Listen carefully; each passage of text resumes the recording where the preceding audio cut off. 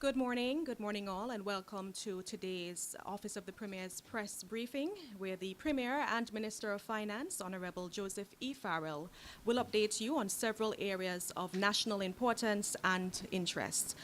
As is customary for press briefings, at the end of the official remarks, members of the press will be allowed to ask questions pertaining to the areas covered. Just a reminder that we are observing COVID-19 protocols. Therefore, you're advised to keep your face coverings or masks on throughout the press conference. If you so desire, you may lower the face covering when you're speaking, as I'm doing here. However, everyone else should keep their face coverings on correctly. Without any further delay, I'll hand over to Premier Farrell. Please proceed. Premier, welcome. Thank you very much, Leona. Good day, everyone. It is my pleasure to be present with you here this morning. With me is Mr. Martin Pallet. Martin is the project manager for the government of Montserrat, and he will be sharing with us in this press conference. First of all, I will address you on some areas of importance, and Martin will give you a brief update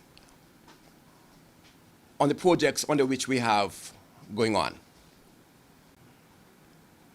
6 months after the government was forced to take action to mitigate against the spread of COVID, the country is now returning to some semblance of normality. All of government's businesses are back to normal. Schools have reopened, and all our children are back at school. People are going about their normal businesses, while at the same time being cognizant that the coronavirus is ever present. Some countries in the Caribbean still have in place stringent measures due to the presence of COVID-19 in those countries. Our families and friends in the United Kingdom are under the threat of another lockdown as they begin to experience a second wave of COVID-19. Over the past 6 months, the Ministry of Health have received significant portion of personal protective equipment from the United Kingdom, in addition to supplies which it has purchased. The quarantine facility at Glendon is ready, just in case. The Ministry of Health is prepared for any eventuality of any new coronavirus cases. The country is excited about where we are, but we are not overly excited because there are no new cases, because COVID is a reality.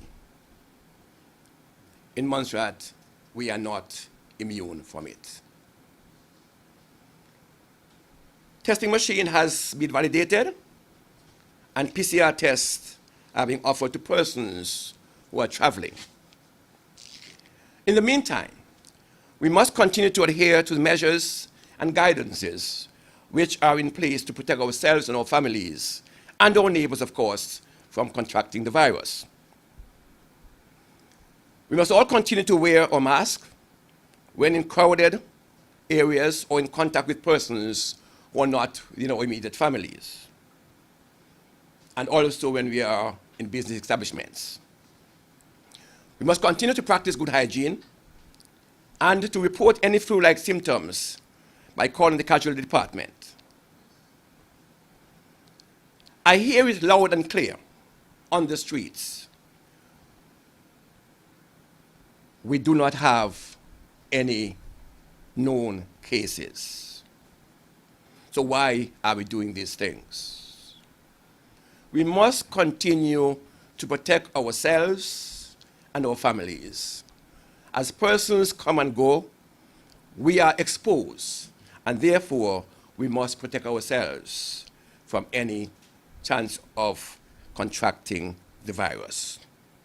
Remember, it only takes one infection, one infected person, to take root in this country, and we must protect ourselves against that. This brings me to the question of opening of the border. At the moment, our border remains partially closed. Where only certain category of persons are allowed to enter the country as per the existing order, and these will continue to be admitted in addition to any other which the minister and his team may so provide for. After 6 months not doing business, the hospitality industry is anxiously waiting for the borders to reopen, allowing them to start businesses once again.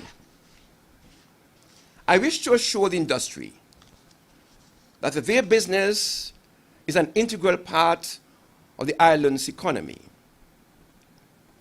and that the government is doing everything possible to ensure that the people of Montserrat and our visitors stay safe when the borders are fully open. In the meantime, protocols for the tourism sector is being fine-tuned by the tourism department. A series of training has taken place for service providers in the industry, ranging from taxi and tour operators, food handlers, and other industry workers. The tourism department is being strengthened with the returning of a member of staff from study.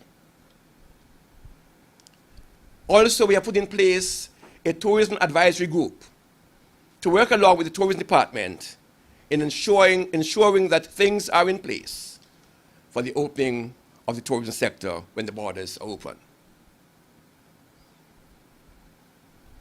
Traveling in and out of Montserrat. Over the past weeks, there has been much discussion on a CARICOM travel bubble. Indeed, there have been discussions to the introduction of a travel bubble within the OECS, that's the Organization of Eastern Caribbean States, to include Barbados, and in addition, a broader CARICOM travel bubble to include other countries like Jamaica and Trinidad. Statements were made that the bubble is up and running. As of today, Montserrat and some other countries are not ready to be part of the bubble for various logistical reasons, including the risk to which our countries might be exposed from persons coming into the bubble from high-risk countries. Montserrat will continue to analyze the risk and join the bubble when it is safe to do so.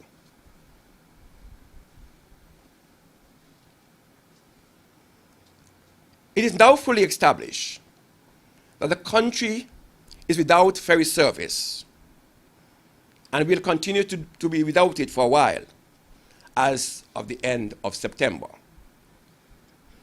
Cabinet took the decision after much agonizing in terms of the effective use of the service in the presence of COVID-19 and the projected low passenger movement for the unforeseeable future. Government is conscious that a ferry service has become a way of life for us all over these many years. But at times, some decisions has to be taken. Something has to be given for the common good of all. And this is one of those decisions. The ferry has not been moving passengers from around the end of March 2020 due to coronavirus outbreak and the closing of our borders, coupled with a downturn in passenger travel, and the situation is projected to remain this way for some time to come. To cushion the hardship which the traveling public may experience by withdrawal of the ferry service, government is working with both airlines and have reached an agreement to capping the base fares between Montserrat and Antigua, and to provide subsidized airfares to passengers who are traveling. How will this work?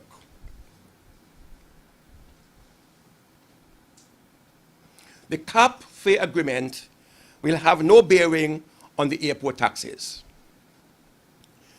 Government will pay to the airlines $150 on each one-way ticket and $300 on a return ticket. The airlines have been receiving a monthly seat guarantee of $18,000, even with the ferry running, and this will continue to be so. Additionally, arrangements are made with the airlines for the transporting of light cargo, while the access team and procurement is working to provide bulk cargo service. These are the arrangements that are in place to assist passengers to travel at a relatively cheap cost. The subsidy will not be given to the airlines. Passengers will go to the airlines and purchase their tickets at a reduced fare. The airlines will then invoice government at the end of a period with their passenger manifesto, and we will reimburse the airlines for those fees. So it is clear that government is not government intention to give money away, but rather to ensure that the subsidy is passed on to the traveling public.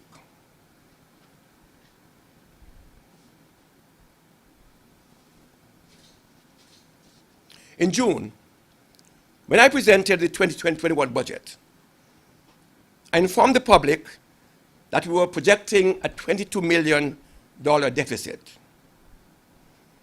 This was predicated on the premise that the virus would remain active on Ireland for 6 months or more in the first instance. This would severely impact all sectors of the economy.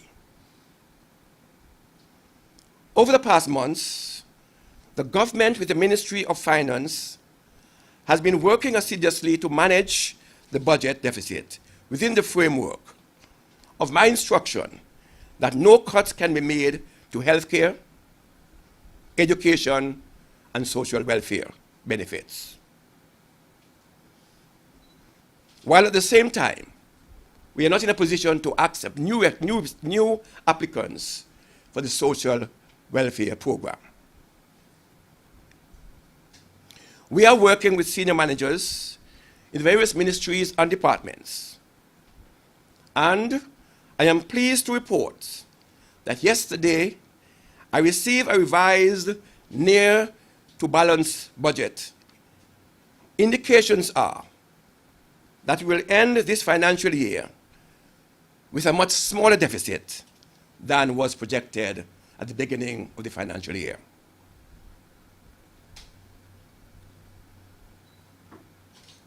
We intended from the outset not to create hardship to anyone on this island, and any adjustment to the budget is not doing that. We are simply looking at areas that we can cut, or we have cut areas that will not impact significantly on the residents and services of this country. On taking office in November of last year, government set about to prioritize projects under the separate program. We are determined to complete these projects within the time frame, and we are working with the Foreign Commonwealth and Department Office, FCDO, formerly DFID, to do so. Included in that program is the construction of a new hospital. And 3 weeks ago, Cabinet took the bold decision and insisted that the indicative figure earmarked for the hospital must be ring-fenced so that it will not be used for any other components within the program. Martin, who is the Program Management Officer, will now update you on the status of the various projects. I hand you over to Martin.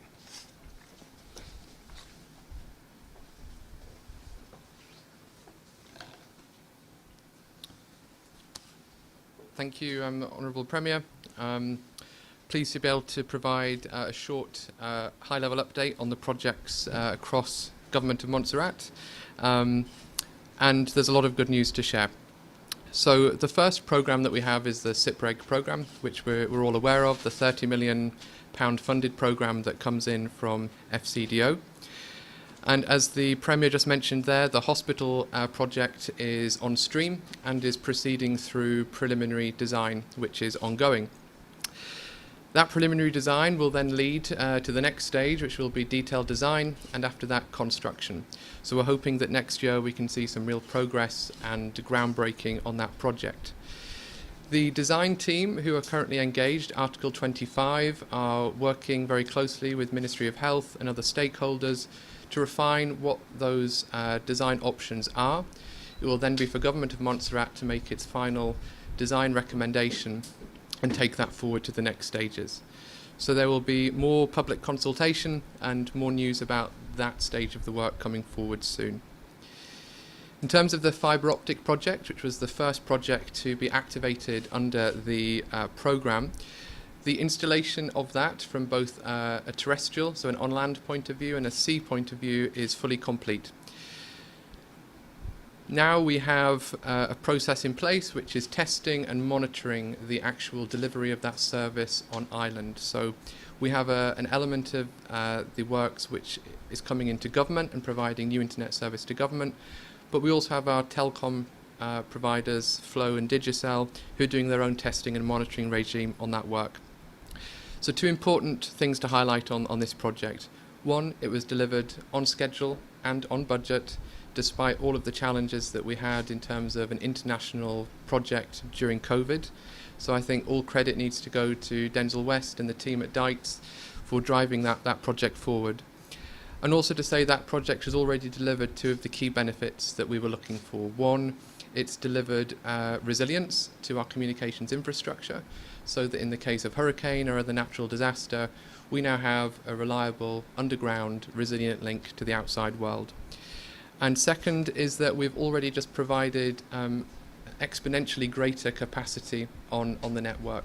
So even though people might not be fibre enabled at home as yet, and that's something we'll be looking at in future, the fact that we have just more capacity on the line should be evident to users going forward. We'll be doing a formal project launch announcement, and hopefully you'll be hearing more news on that within the next few days. We'll be having an event to launch that success. In terms of the airport projects, we've got two very important projects happening at the airport site. The first project relates to the construction of a new airport control tower. The new control tower will be the tallest building in Montserrat once it's constructed, and we now have the funding approved for that work. We have gone out and successfully procured for that work, and we're in the very final stages of the contract execution for that work. So again, we will be providing an updated press release and announcement once we sign and execute that contract. So that's one piece of work which is very important for maintaining the regulatory compliance at the airport. The second is the resurfacing of the airport runway, which I know is of interest to lots of people. We completed the design for that work earlier this year, and we have gone through the procurement process for the construction of the new runway. This morning, the steering committee, the Montserrat Steering Committee, funding was approved for this work, and we expect to award that tender within the next few days. The works are due to take place probably in January, December or January, and so we'll be making public statements again on the impact to both public and commercial partners during the airport closure when that project is on stream.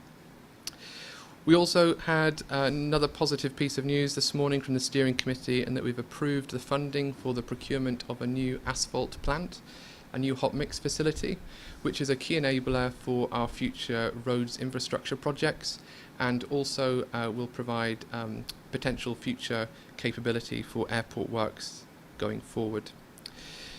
We also have provision for 2 social housing projects within the SIPREG programme, and they have both been through procurement. These are precursors to any future construction of new social housing builds, and they're 2 studies. The first is to review how we currently administer social housing and how that whole system works, and the second is to develop new social housing designs. The first of those projects was again approved this morning in the Montserrat Steering Committee. The social housing management model contract will be awarded in coming days. That will be a 12-week programme of works, and at the end of that we will have recommendations for how to improve social housing administration on island.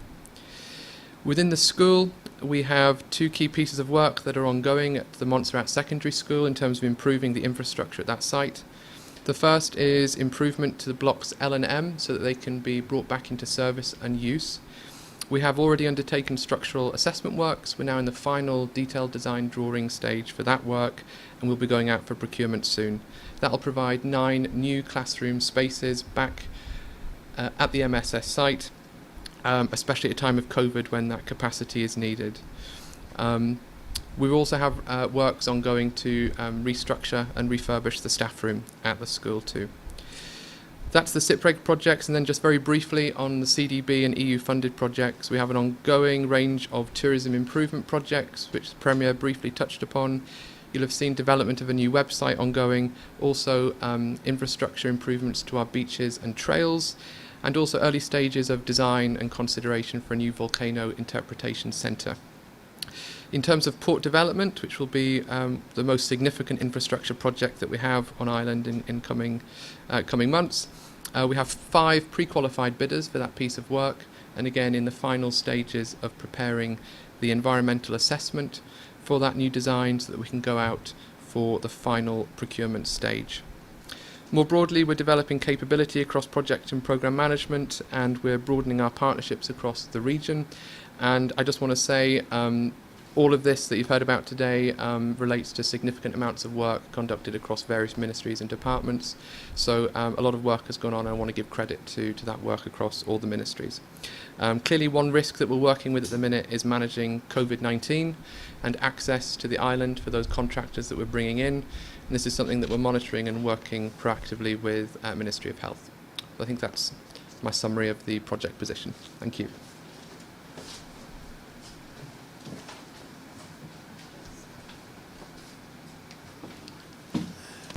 I just want to say that we have been proactive in getting these projects going. We recognize the importance of job creation, and even during COVID, we were adamant that we would make provisions for work to be going on. So while we were some people at home, we were engaging London and other stakeholders and bringing in people. We make provisions in our orders so that persons can come in and do their work. The last group we had was the team from Article 25 who came in to do a site visit. And we have made provisions for other persons to come in because we do not want to slow down progress on these projects. Okay, so members of the press, you're free to ask questions. I'll just pass around the mic.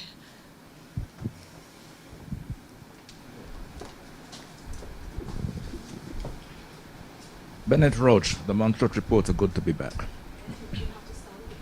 I have to stand? Yeah, because you're behind. He's got me good there. Okay. I can see myself there. I'm okay, am I not? You want me to stand up? Oh, my poor knees. Just a comment. Questions regarding the projects, dive into Martin, and I will respond to others, just for your information. Well, I'm sure you can answer this. There was reference to good grief. There was you want me to shout? There was a reference to a Montserrat Steering Committee. Comprising whom? Who are they? How was it made up? The Montserrat Steering Committee is a strategic planning group.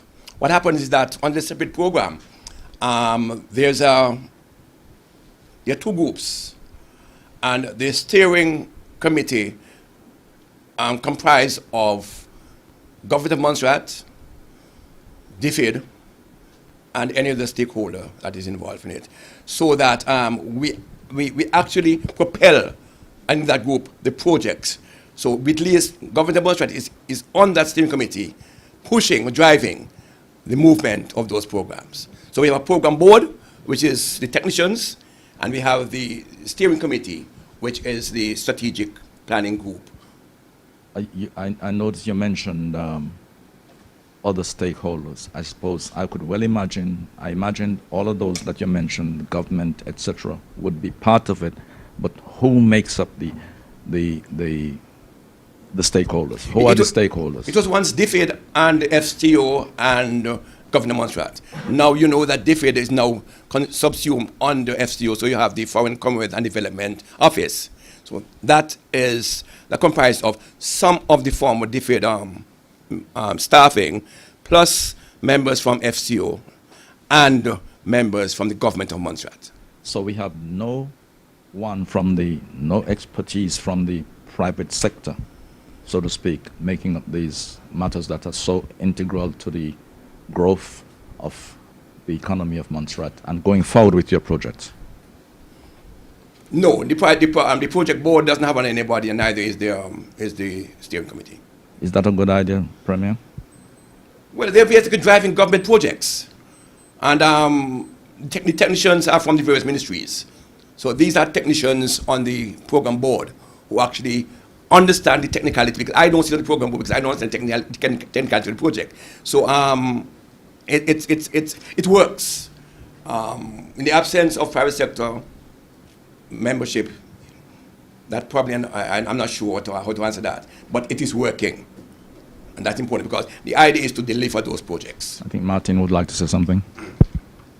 I was just going to say, as the Premier said, the steering committee is almost the final strategic funding authority for the programme. In terms of engagement with the private sector, that would happen during the actual planning, procurement steps that would lead up to that final investment. So in terms of market engagement, in terms of how we would actually procure, there would be technical decisions that would be informed by the requirements of the project. But the private sector is an important consideration, but it doesn't have representation there, but it is a full consideration before we get to that step. What I'm understanding is that there's some consultation that takes place leading up to those decision making. Every project will go through an appropriate procurement process, market engagement process, and a planning, engaging external consultancy expertise. Yes. External meaning outside of government? Outside of government. Yeah. Thank you. If you were here a few months ago, when Article 25 came in Gandhi Hospital, there was a public consultation that was held. So these are the kind of forums that we use to engage the public. Yes, and I noticed that there was mentioned that that's going to happen again. There's something that's going to happen regarding the hospital. So that's the kind of consultation you're talking about. Yes. Okay. Premier, the fiber optics, Martin, again, you mentioned that there was some success, etc., and the stability, I understand, because that's in place. But I'm not sure, am I supposed to be feeling the effects right now from my internet reception? So,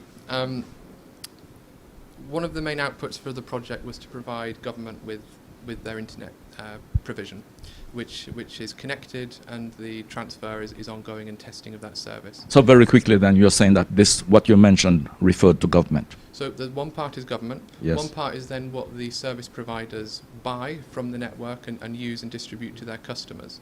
So in terms of the extra capacity, what we're saying is just because we have much more capacity than we did using the microwave system, there should be less blockages on the network, there should just be greater capacity, so you should see a benefit even in the home environment. Even though you don't have fibre connectivity to your door, there should be greater capacity that SCF and Digicel and Flow are using. So yes and no, you're not going to see a direct fibre connection to your home right now, but you should see some secondary benefit from just extra capacity on the line. Not seeing it, that's why I was asking the question. As I say, that transfer is ongoing, so at the launch event we'll be able to announce where everything is in that process. Very well. Yeah. Premier, on the ferry situation, I don't think you've told the people, at least I didn't hear it today, and I have a suggestion. It would have been really nice, Premier, if that statement that you just read was circulated, even if it's just 2 hours before. It's the way it used to be done, so that I can come ready to, because I couldn't take all of that in, so that I know that I will be asking a question and wishing that at the end of it, that I could have asked something else.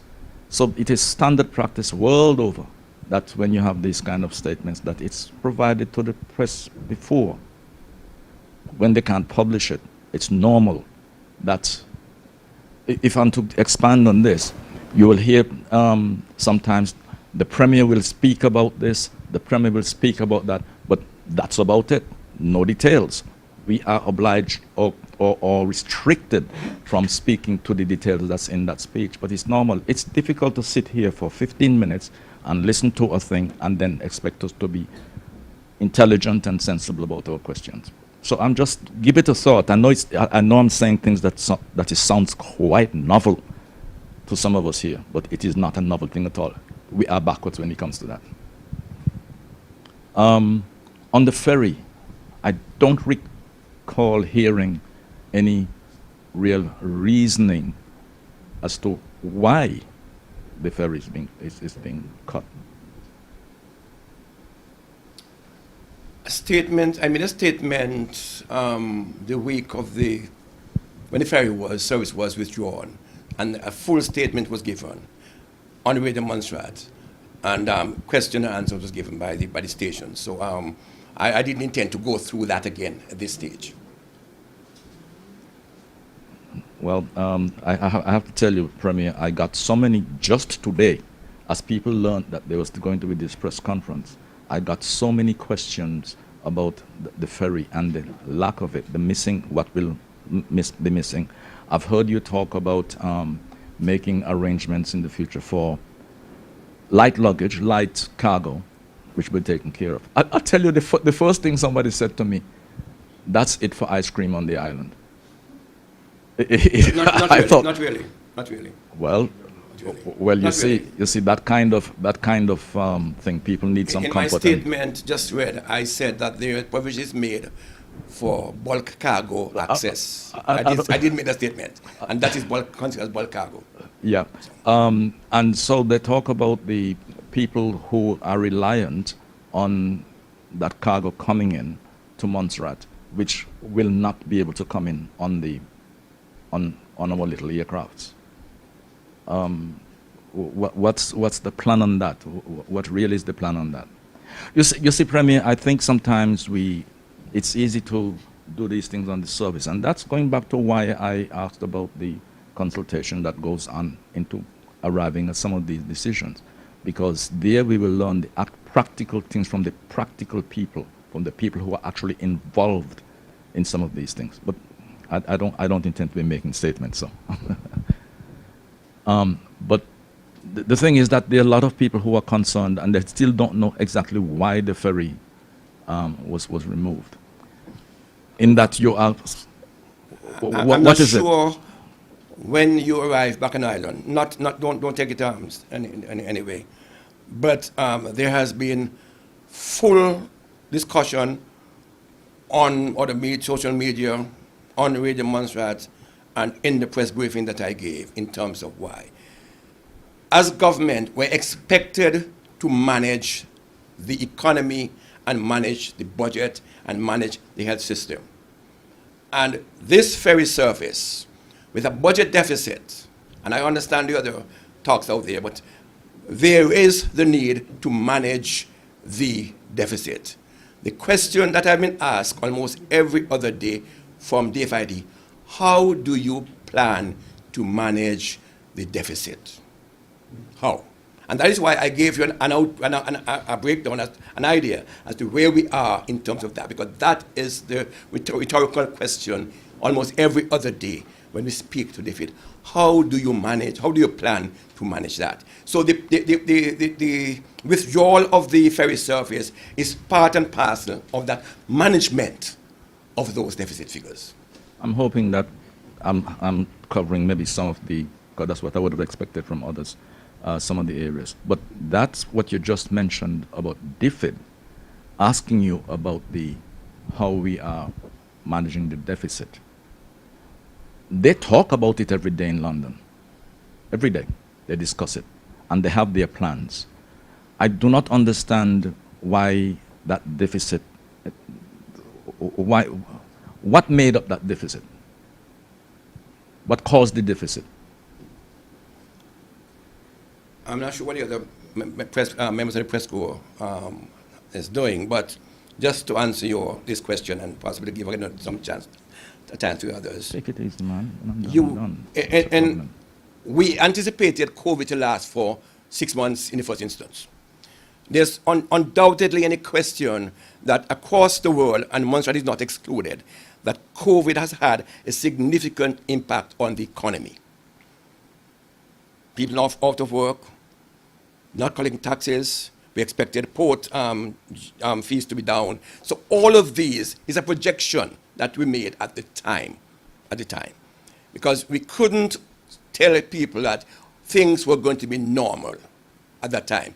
We had to make projections, and based on what we were seeing in Montserrat and around the Caribbean, there's a real possibility that there was going to be deficit, and so we had to project that. I'll hear. I'm hoping some of the other people will draw some of these things out, so I'll pass over to Karen. Yes?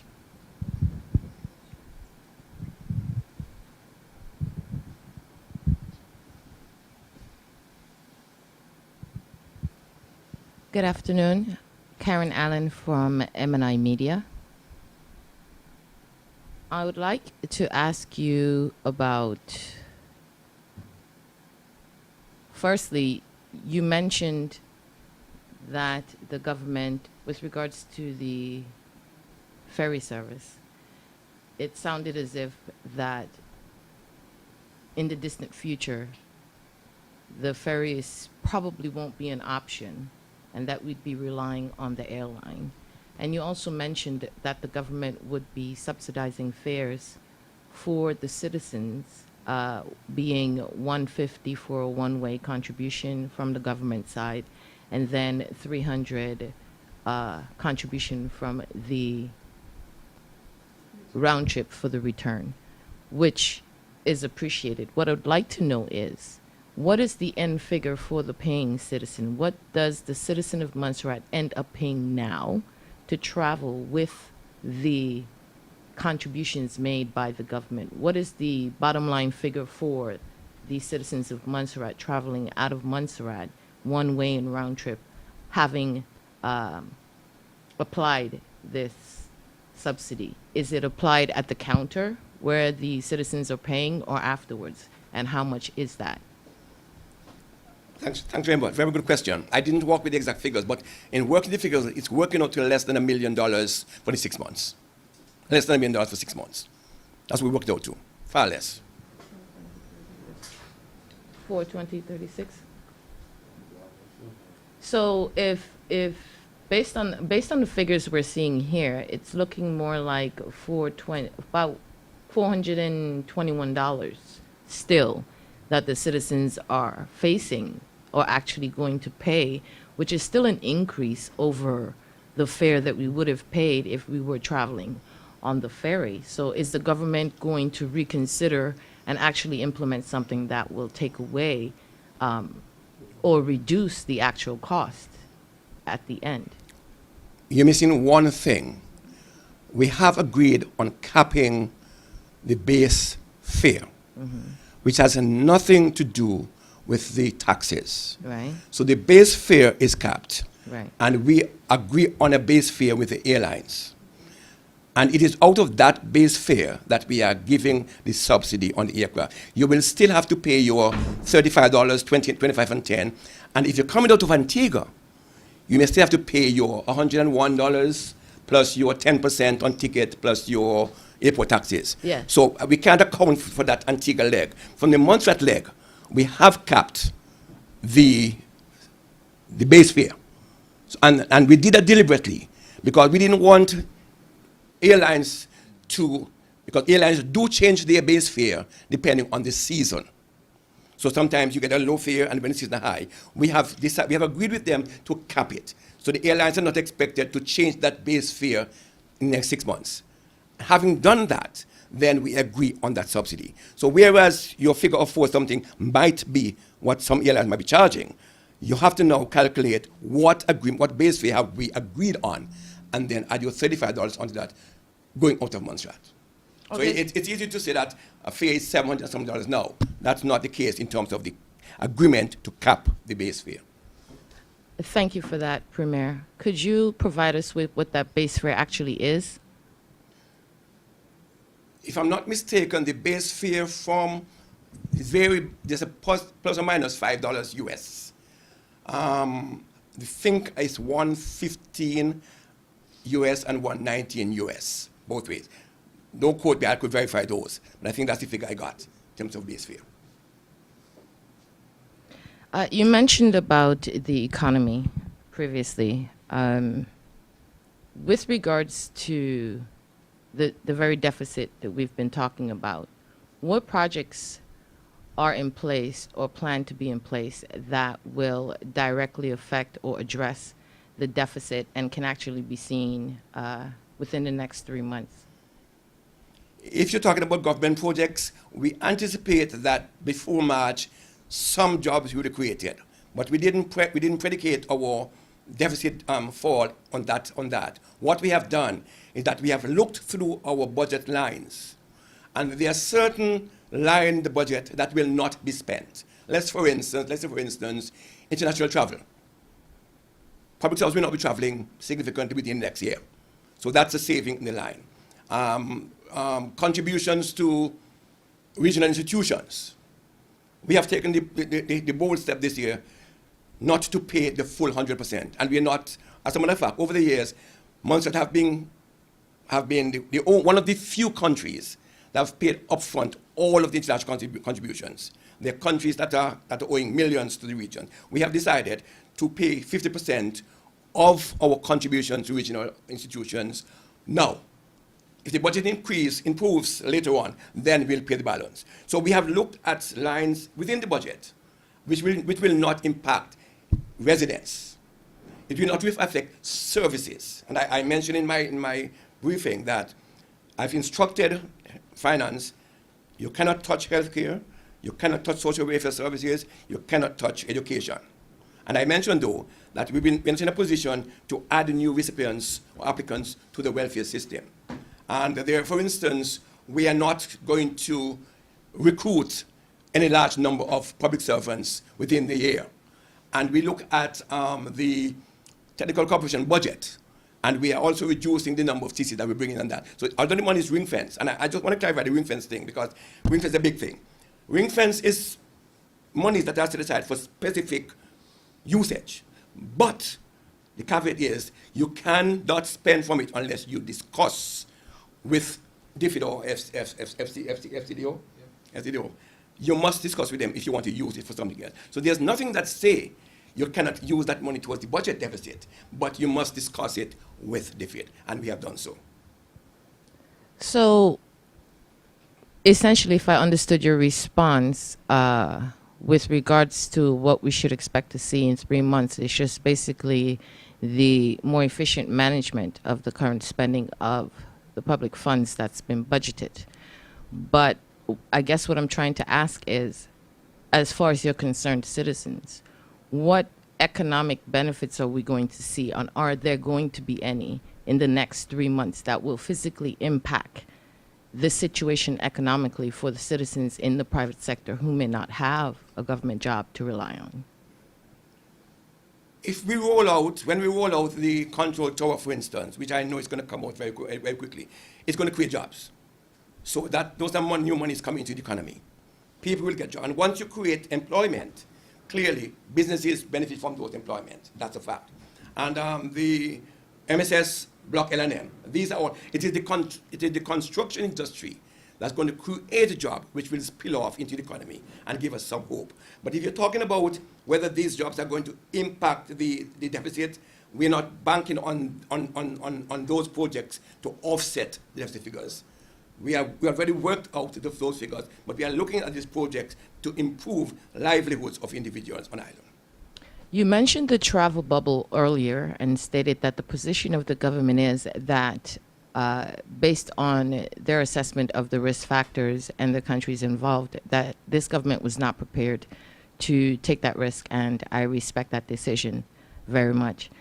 But my question to you is that recently, if I recall, the Deputy Premier, the Minister of Comms and Works, made an announcement that I interpreted meant that he was making a call for individuals outside of Montserrat to come to Montserrat to work. Two questions. If the position is what you say it is, then why are we inviting people outside, probably from countries that do have cases? And the second part of that question is, if we've not heard anything about job creations locally, then why is the government not attempting to create jobs to fill that same void that you're saying exists locally? Could you repeat the last part about if jobs are not created locally? The premier, deputy premier, or the first part. right. So what I'm saying to you is, if there is indeed a need, a void, a job vacancy, that their call must be made outside, and we're maintaining a travel bubble, meaning we are securing our borders, making sure that we secure and keep our citizens safe. Is the government, or why is the government, because it doesn't sound to me like any new job creations are being made based on what you've said so far. So if there is a need for individuals to fill jobs, you've only mentioned construction. Is the government willing to train the local citizens so that they can fill those jobs, secure the safety, and address the economic factor at the same time? Okay, we deal with two different discussions here. The bubble has some logistical difficulties within the OASIS de CARICOM, which we are not prepared to go into right now. Until we can iron out those logistical difficulties, then we are not. What my colleague, Deputy Premier, spoke to is to, in this harsh economic climate, is to encourage persons who wish to work from home in countries outside of Montserrat to come to Montserrat and work here, work from Montserrat. What that is doing, it's putting some money in the economy, because we are going to set up a place, a central point, so you can work from that central point, and we have fiber optic, so we offer them high-speed internet. They can come, rent a house, rent cars, come with families, spend up to a year here, and work from here. So we're not offering them any jobs from here. They're bringing jobs here. And in that case, they'll be hiring maids on guard, whatever it is. So it's an economic stimulus that we are giving. We are asking people to come and do. And other countries are doing that. We start to retrofit a facility for that, so they can come in and work from that facility, or they can work from home. So it's not us giving them jobs, it's that they're bringing jobs to Montserrat. So they're bringing companies? No, they're coming as individuals. For instance, what the software company name is? Name it? Anyone? Microsoft? Suppose the Microsoft workers in the US, in the UK, and they want to get away, because Microsoft is asking their workers to work from home. Fair amount, a large percentage. So what we're saying, okay, you work in Microsoft tell you can work from home, you want to get away from the US, so you can come to Montserrat, rent a house, and work here, and report back home. What about the COVID implications? The US has really high COVID cases. What about those risks? In my statement, the protocols will be followed. There's still a mandatory quarantine period of 14 days. Don't get away from that. So if you're coming here, these are all part of the package that we're selling.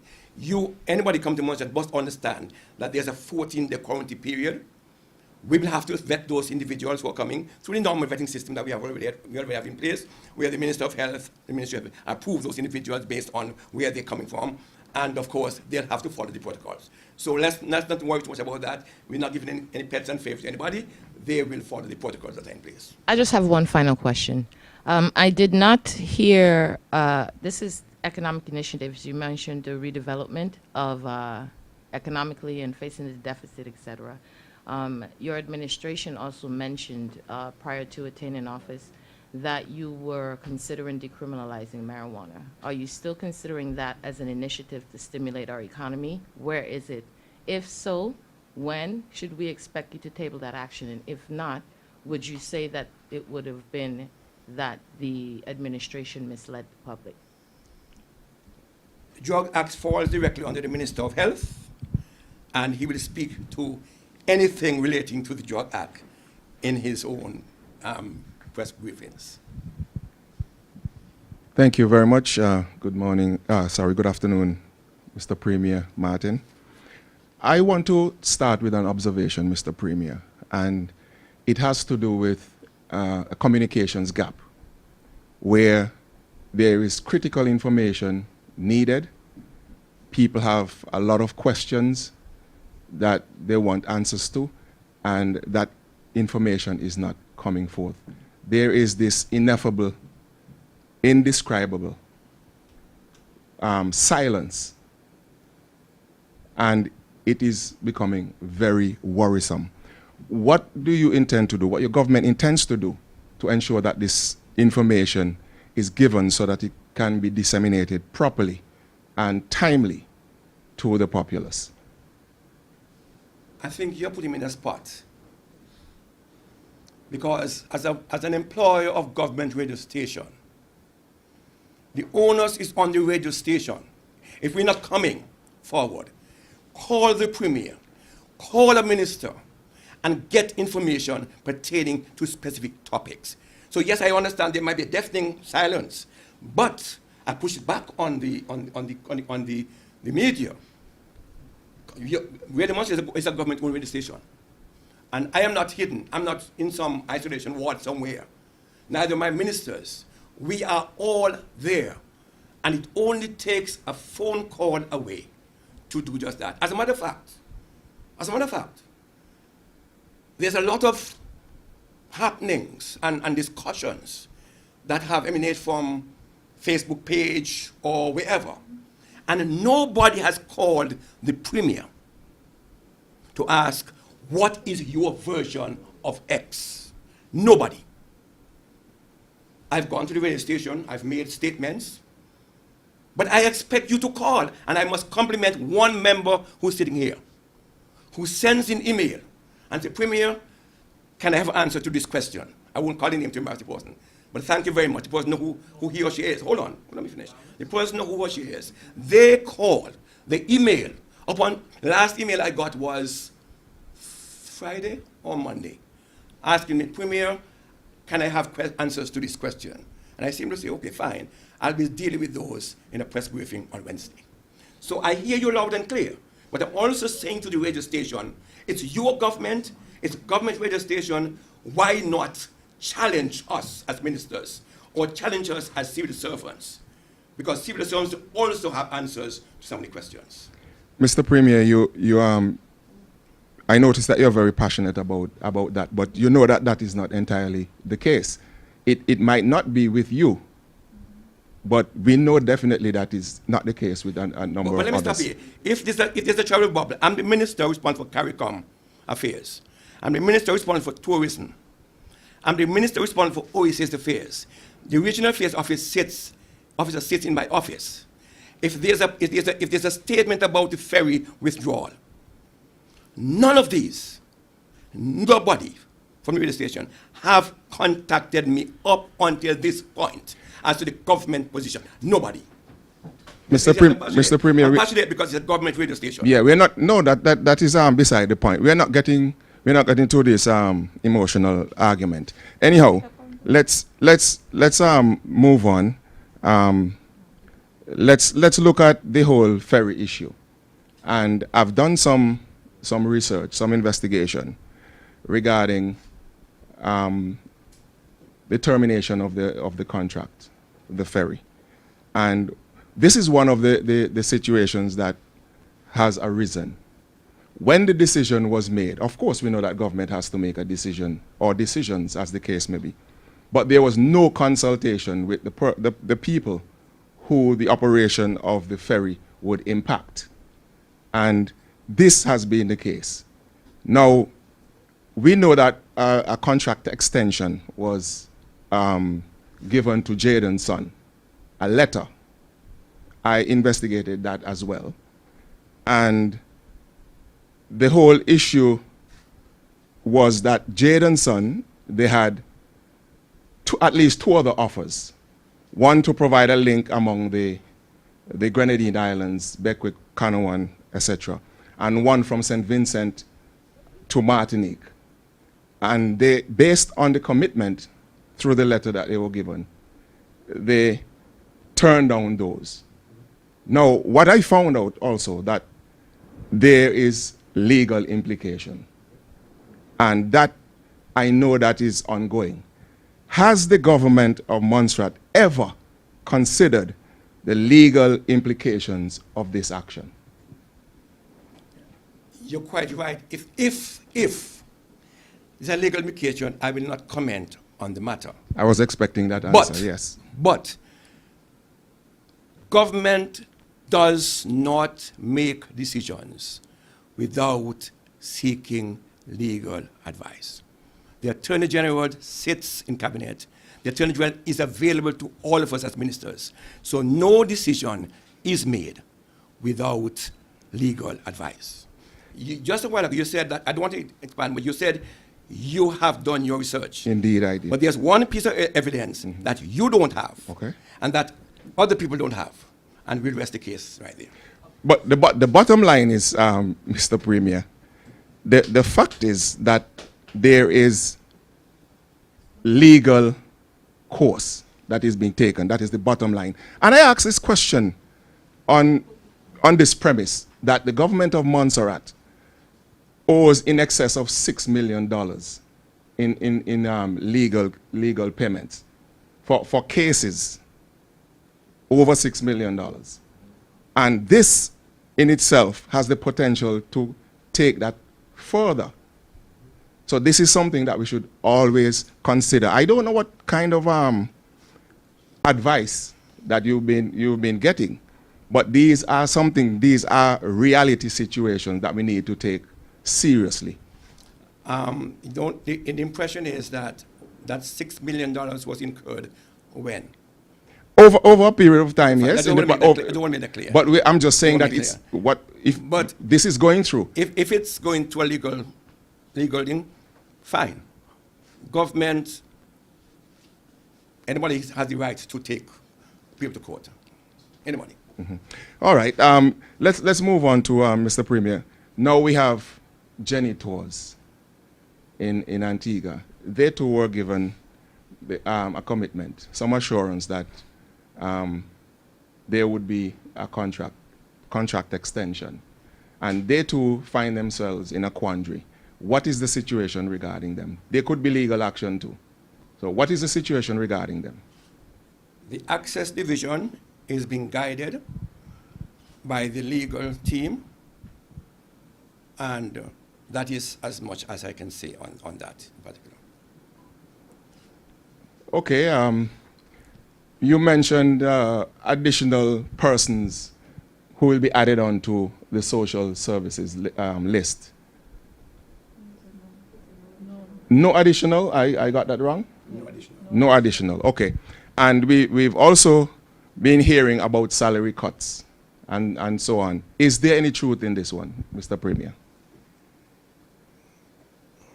I hate to have to answer that, Mr. White. And I refer to my opening statement with you. It's unfortunate that this question is being asked here. Unfortunate. But anyhow, I do not know, I never heard of absolutely any cuts in public service, salary, nor public servants. Never. Okay. I have another question here. Okay. I note in the previous press conference that a question was asked of you, Mr. Premier, regarding the public service. And your response to it was that you are not responsible for the public service. Now, there are some issues that are confronting public servants. People who have been sent home on half salary, some on full salary, and the list goes on and on. Now, as leader of government business, you have a responsibility and a duty of care for workers in the public service. Although the governor and deputy governor, they are in charge of the public service. Now, there are issues that we believe that the government should look into, take a look at, because the public servants are the ones responsible for executing the government of Montserrat's policies. What is the situation with all of these happenings? Are you aware of these things that are happening? We had a meeting of the Civil Service Association on Saturday last, and a number of things came out where people in the public service are suffering. Qualifies suffering. Salary cuts, half salary, sent on half salary, pressure to do certain things. For instance, there was one case, even a worker trying to go to the bathroom and had to give an explanation as to why she was going to the bathroom. These are the kind of So how does that fit into government as against managing of a ministry or department? Because government, the day-to-day running of the public service or departments and ministries, we have heads of departments or heads of ministries. So I don't know how that gets into the picture. But let me expand. Mr. Premier, there's a reporting line, and as a minister of government, when these things are happening, you know, I just ask if you've been looking into. But you're assuming. I'm not assuming that we know about. No, I'm not things. assuming. You should know about them, Mr. Premier. Not necessarily. If You somebody should know don't about them. approach- It's the public service. The point is here, and I think we're getting a little bit pedantic. I boast to be a lifelong public servant. I boast to be a union rep, as a president of the union for a number of years. And I have made the argument several times. And if you recall, and I know you're good at history, that when this administration was in office in 2009, we made it our business, rather than sending home persons on half pay, if their job impacted where they worked, we moved them to another department. And I could call names, and I will not, of what we did in terms of that. I am still I'm still a paying member of the union. And I talk to both about that. I have benefits, of course. The question is it that I don't do it rhetorical, the whole idea of half pay is not new. It's an age-old problem, thing in the government service, age-old. Age-old. It's not new. And we may think so, it's not new. And I could call names of persons who have been sent home. Mark you, I have argued as a union that it was not fair to government nor to the individual, because government is having somebody on half pay. And that person could be fully employed out there again. So it's an advantage, but it's also an advantage to them and to government. So the whole thing about person on half pay is a public service commission matter. And I'm made to understand that the Public Service Commission is trying to expedite the cases that they have before them. And you know, as I do, that the Public Service Commission makes recommendation to the governor or the deputy governor, and they in turn don't have to accept, but they in turn would act on those things. So the matter before us is not a matter for government. And as a matter of fact, I also draw your attention to the fact that the High Court ruled, I'm not agreeing to it, but the High Court ruled that the government was within their rights to do that. You can check the High Court register. So, Mr. Premier, can I just, your opening statement which you made about the government or not, this is the governor's special responsibilities, 39(1). And it says here, and the governor shall keep the premier fully informed concerning the general conduct of these matters, defense, external affairs, secure, you name it, functions conferred by the governor by the Constitution. So just bringing that to your No, I'm your fully, understanding. I'm fully aware that the Right. government's So constitutional functions are discussed. He just cannot make decisions. I'm fully aware of his responsibility to inform the Premier on decisions that he's taking on these matters. So, Mr. Premier, my question before stands that you have a responsibility and a duty of care to the public servants, because they are the ones who are actually carrying out your policy And I have decisions. not denied that. Right. in any way. So their rights become a part of your concern. That is what Yes, I'm saying. And what I'm saying, as a trade unionist, former trade unionist, as a former public servant, I think that my personality is such that I'm approachable. Let me get a bit personal. And hence, if the union have a problem, or if a member of the public service have a problem, approach me. Because you may not know right now, but public servants have raised matters with me, and we have discussed it on several occasions. So I hear you loud and clear, but I don't want anybody to leave from here with the notion that the government doesn't care. And sometimes, we have to first do our full research to find, because some people may not deserve penalty, and I'm not getting into it. Others may. And I rest. Mr. Premier, quickly, the whole constitutionality of the Public Service Commission. There isn't a member of the MCSA or a nominee on that. The Constitution states that the body has to be first constitutionally set up, and then you can have a quorum. So if it's not constitutionally set up with the requisite numbers, then you cannot have a quorum. That is one of the situations that we are dealing with. Thank you.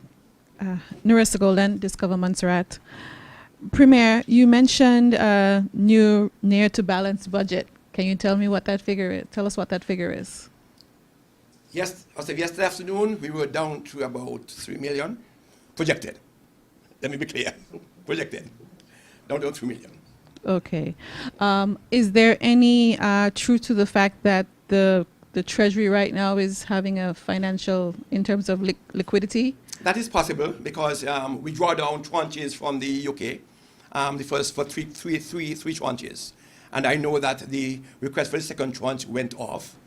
And there might be, well, the UK is, what's happening in the UK.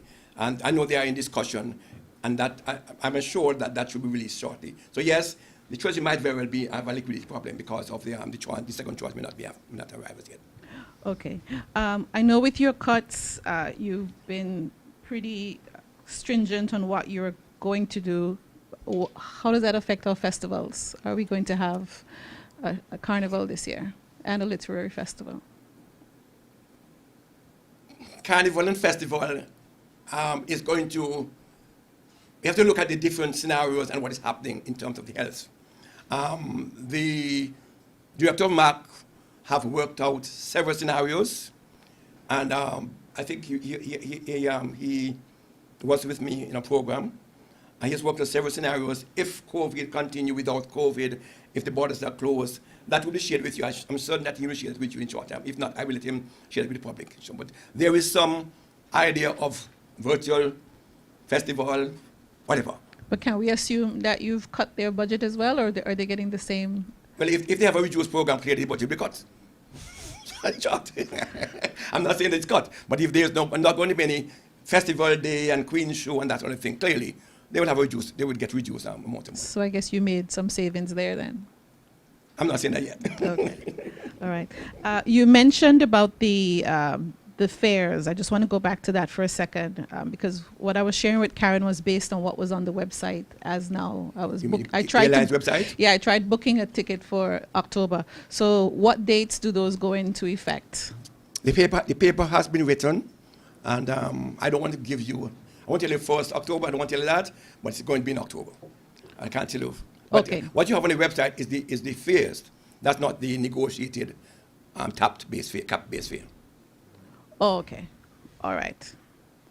Um, Now, you mentioned that no one else is going to be able to be added to social welfare. What was that final cutoff date? Did we add people during the whole COVID crisis?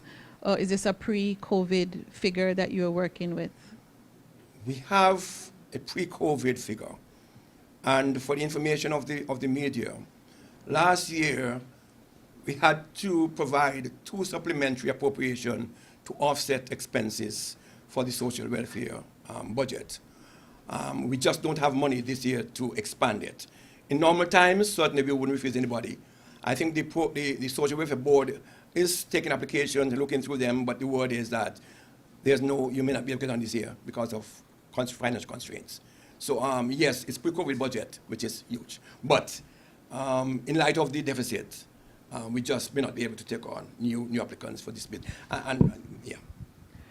Well, when we consider that you mentioned our tourism is going to be continue to be affected, we're still inside our bubble, so we're not receiving any visitors with any sort of economic activity.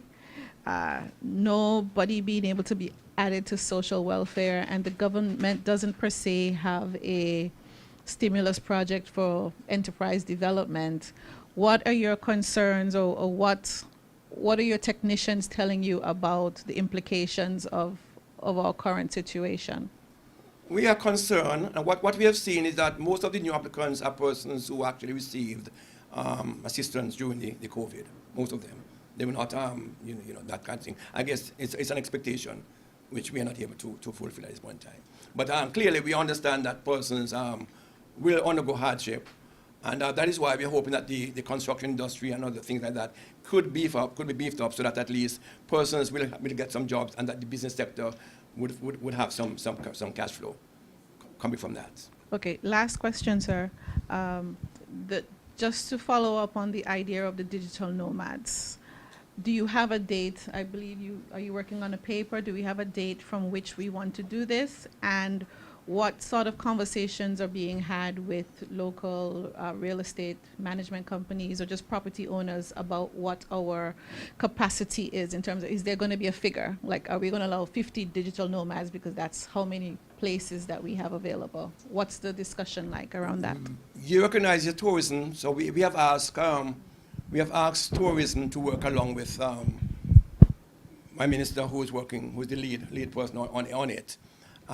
We have an idea, numbers that we expect, because we have to restrict the numbers, and in terms of space that we can afford. We do have a number. I don't want to say what it is right now, but I know we have a number. A paper is before cabinet, or going to cabinet shortly on that. And once that is done, then because we have to work out all the other logistics in terms of are we going to have a fee? I think the minister went and spoke to it at length, but we are working on it. We think it's a good idea to stimulate the economy, help to stimulate the economy. And once we have it firmed up, we will get back to the press through radio station and inform you as to the logic and talk to the because of course the real estate people must be involved, because they are the people who have houses and other properties to rent. Good morning or good afternoon. I'm going to go back to the ferry. Is it true that the government already renewed the ferry contract with Jade & Son for another year prior to the recent decision to cancel? I wish to answer it the same way that I did. If indeed there's going to be legal implications, I will leave it for the attorney, for the legal people to answer the question. Okay. Your government has said that the cancellation is temporary, and that when normal travel resumes and the need arises, the ferry would be rehired for services. Was this communicated to the present providers, or will the government be looking at a new provider if or when we require a permanent ferry service? We have not discussed a new ferry service, and for information of us here, the ferry contract as written does not provide for any any termination. By the 31st of December, of September, 30th of September, automatically, that stops. So there's no clause in it that allows you to negotiate. You don't have to negotiate. But in good faith, we went through that process. Okay. The opposition member had expressed health safety concerns when using the airplane. Was this considered during the decision to cancel the ferry service? Or if so, are there any regulations or protocols in place to treat with this issue when we go on the airplane? I don't want to comment on the opposition leader's statement, but exactly what is this health and safety issue? Because protocols that we have in place is that vehicles, cars, buses must be fumigated after each trip. These are protocols in place. If it's not being done, then clearly we have to follow it up. So if these are the areas they're talking about, fine. We do have that protocol in place where the airlines should sterilize or sterilize or treat the aircraft after each trip. So I'm not sure if that's the area that they're referring to, but that's the case. Thank you. Good morning, Premier. One round? Good afternoon. Good afternoon. We've been here since morning, so you understand. I want to follow up on your question, marijuana, because I realize that you didn't answer the question. But as Premier of the country, you should know your government position on the subject. Can you please give us what the government, because our Minister of Health does not speak to us, so can you please give us I deliberately invade the question because a statement will be made shortly. CARICOM just released another document on the subject this past week, which shows the economic benefits even within the COVID-19 period. So how short is short? You're pushing me to answer, give you an answer. The Ministry of Health has done their research, and there'll be some discussion on it shortly. Mr. No, that's as much as I can give you right now. I cannot preempt the minister and his team, so I will not preempt them in making an announcement. The minister will speak, and his team will speak to the public and the press, of course. The public. The press. The public. Don't tell me that press. No. I don't understand where you're coming from. I want to follow up on my two colleagues in terms of the gap when it comes to information sharing. I'm very short. And you said that the radio station is the government owned and et cetera. What about us in the private media? I have been emailing, I have been texting, I have been calling, and there are PSs that just don't respond. I can open my phone now and show you the amount of messages I've sent for months, and he reads it, don't respond, don't say anything to me at all. This is the problem that we have in Honorable Premier. And Premier, if you as the leader of the country cannot tell your Minister of Health that he needs to speak with the media or answer our question, then I don't know where we are. I can speak. I encourage my ministers to talk to the press. That's my responsibility. But I can boast and I can praise a member of the press corps that I've received several emails, not only last week, time and time again, with questions, with suggestions, and we have been communicating. That's what I want to get from some people. But, right? Mr. Premier, I have been speaking to the Director of Communications. I've been speaking to the Public Relations Officer. Mm-hmm. Those are the two channels I know to go through. Mm-hmm. The PRO, he helps a lot. He gives us information, provides us with what we need. The Director of Information as well. But at the same time, we do expect that if the Minister of Health goes on the radio and gives a statement to the country, that the information at least be shared with the media so that we could what? Discuss it, could write articles on it. I will speak to the Minister of Health and voice the concerns. My other question is, when the Cabinet took the decision to remove the ferry service, did the Cabinet and did your government know at the time that there were discussions on the regional level, the CARICOM level, the travel bubble? The CARICOM travel bubble or the OECD bubble had been in train for months. Exactly. So without any action being taken. Right. Months. As a matter of fact, I don't, let me be more diplomatic. For months. The statement took most of it by surprise, but that's another matter we'll talk to. I'll talk to you in private about that one because it took us by surprise. Because up until Friday before last, there was no sound decision taken on the bubble. Up until this Friday gone here, when the tourism ministers met, there was a lot of new input in terms of, and let me be clear with you, should the bubble, the OECS bubble, should you allow persons from high-risk areas to come into the bubble? And how do they travel from one country to the next without a PCR test? The idea of the bubble is that you come to the country, the first country, and you do not need a PCR test to go to the other countries. And the ministers of health and the health technicians have a problem with that. We cannot just take it for granted and trust another member state that you have done due diligence and we can allow you to come through. So that's problem number one. Number two, there are other countries and states who have their own protocol outside of that. So it makes it difficult for us to make, we then have a common agreement on it. Because you were saying, for instance, if we're in the bubble and somebody from United States, for instance, come to the first country with a PCR test, spend 5 days there, then that person decides to leave there and come to Montserrat.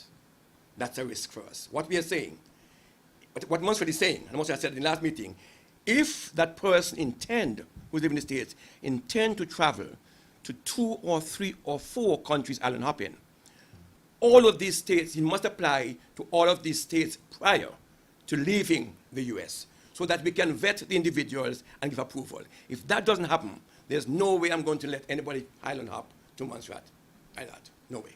Have the government indicated to CARICOM that we are not taking part in the travel bubble because we've been widely publicated as being a part of the travel bubble? I sit at the OECS meetings. CARICOM. I sit at CARICOM. As a matter of fact, 2 Fridays ago, and this is virtual is something else. We had a meeting in the morning at 10 with CARICOM, one afternoon at 3 with OECS. Same afternoon, same travel bubble. This last Friday, we had a meeting with OECS. The travel bubble, and right now, you notice that Jamaica and Trinidad and so they're not included in the bubble. And you know why? Yes. Okay, fine. Finally, from me, Premier, can we have a press briefing or press conference and ask you to ensure that the press has a press briefing or press conference just to address health alone, please, within the coming weeks? There are a lot of questions. I cannot make a commitment, but I will speak to the minister and his team. But I cannot make a comment, and I will. While we're on that, the frequency of press briefing is something that the Director of Information and I have been speaking to. Sometimes the quantum of material may not be there, but if it's one item, flag it. Give me a shout. Say, Minister, I want to talk about tourism. I want to talk about this, and let's arrange. I don't have to give a statement. Let me sit together with you and ask some questions. And I bring my technicians with me. That's a guarantee. That's a guarantee I'm giving you. Give me, call me, and say, I will want to speak on tourism, and I will muster I'll bring in the technicians, and we sit and talk. It don't have to be a press conference. That's government. But we have not been making use of that. Every time, it's us must call. No, man, come to us. Come to us. At least come to me. I hope we will get answers. Talk to the director of thing, and she's willing to facilitate. Trust me. I just have one last question. You mentioned, you went on to clarify about ring-fenced money and that it's not necessarily that the ring-fenced money is gone, that you do have an option of approaching DFID and asking for permission to use that money somewhere else. And based on that information, and based on your projectors that you gave us today, does the government have any intentions of approaching DFID and asking them to use ring-fenced money to reinforce the social welfare system that is in such a bad place right now? We have been in discussion. We have not discussed ring fencing for social welfare. We have not. So essentially then we just accept that. I mean, what is the future for social welfare in this country? I mean, are we just not going to address it, or what does it look like? When can we expect people who need assistance? Because as Ms. Golden mentioned, the reality is if our tourism sector is still going to be restricted because of the COVID-19, and our businesses are not operating in that particular sector, then there are going to be people post-COVID, as you put it, that are going to be financially struggling. And you just said that we're not taking any new applicants. So what is the government's plan to approach this? Or are we just going to just, say hi as we struggle till the end of the year? Let's be reasonable, Ms. Allen. We are working with a budget deficit. Let's be honest. We have to be able to manage. UK will say to you, our economy is in a mess as well. It has shrunk by 15, 20%. We are talking, and we are trying to get as much from them. The present social welfare listing is not a problem at all. Not a problem. It will be serviced. What we are saying is that for new recipients for the next 6 months or so, we have to be careful how we do it. If, for instance, by end of third quarter, and we see some improvement in the budget, then we are open to take not all, because you have to means test individuals as well, and you know how that works. So we are open, and I'm sure the Ministry of Health, under which the Social Service Department falls, will look at some applicants and determine the most critical ones and deal with them. But it all forms within the framework of the budget deficit. I understand that. Thank you. So finally, could you let us know, because I just don't seem to hear economically how we, the private sector, are going to see any improvements. Is there any improvements in the horizon? Is there any hope? Is there anything for us to look forward to? There is hope. Except besides construction. There is hope. Well, construction construction and agriculture are two driving forces in the country's economy. Agriculture and construction. It doesn't matter where you go. Those two. If they are down, we're in trouble. When construction is down, agriculture goes up. When agriculture goes up, when construction is down, agriculture goes up, and the other way around. So we have to, and right now, thanks to the minister, we are pushing agriculture, trying to reduce import and trying to be self-sufficient. Our food security aspect is what we're working on very much. So the minister is pushing hard to do that. At the same time, you heard from Martin the project that we are pushing, and trust me, as your premier, I sit on the steering committee. I don't want him to say anything, but he can vouch that I'm very aggressive in getting DFID to finance the project and release the funds. I'm not boasting. That is our position right now, because we know that there are persons who are struggling, and we know that if we can create these jobs in the short term, then we will alleviate the sufferings that some persons are going through. So we are working assiduously to have it done, and you can take my word for it, we are going to have some of those projects on stream.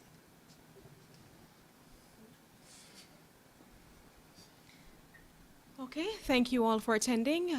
With those remarks from the Premier, we have come to the end of our press conference for today. Of course, when we plan future press conferences, you will be notified. But I want to encourage you as well to utilize the other avenues, as would have been outlined by the Premier, to obtain information directly from him or from other officials across Government of Montserrat. Have a wonderful afternoon.